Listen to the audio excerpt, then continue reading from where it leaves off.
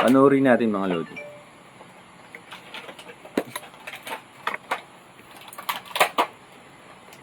Bira mga aso. Pagpapaluin ko talaga kayo. Ay. Magat kayo. Alis nga kayo dyan.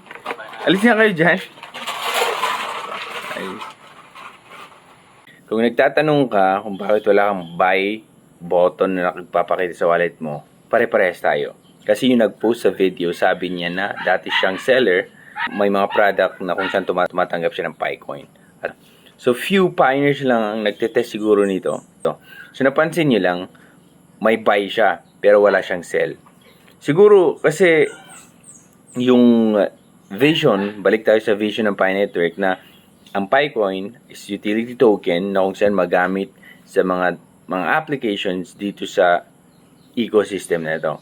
So, ngayon, ito ang opinion ko kasi buy lang nagpapakita dyan. Pwede naman buy and sell Pero pag bili mo ng Pi, syempre, ang ginagawa natin dito is mag-invite tayo ng mga ibang support din sa Pi Network. So, puro buy tayo ng Pi, tapos yung Pi coins na yun, bibili natin inside the ecosystem. Kaya nga, ito ang opinion ko, kaya nga wala siyang sell na option.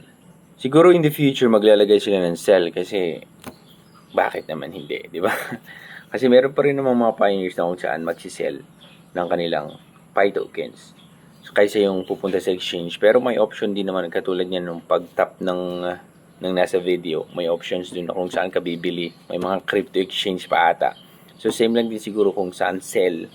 Okay, para complete yung features na nakalagay dito sa wallet ng Pi application. Ngayon, sana hindi mo na i-convert yung Pi coins mo into dollar para lang makabili ka ng goods and services. Sabi nga dun, di ba? Kasi hindi pa talaga maayos Hindi pa kompleto, mga ganun. Medyo nahihirapan ka pang hanapin yung mga product, nahihirapan ka pang i-navigate yung mga e-commerce businesses inside the ecosystem. Di pa sila verified. Pero yan yung goal.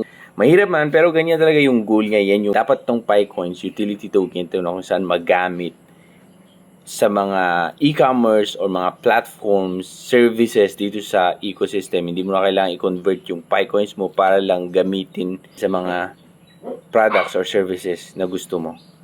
Kasi pwede mo nang gawin direct gamit ang Pi coins mo. Yun yung plan, okay? Siguro hindi pa sa ngayon, hindi natin nakikita, pero yun yung plano. Kaya pwedeng siguro sa next na apo-apo mga ganun. Pag patay ka na.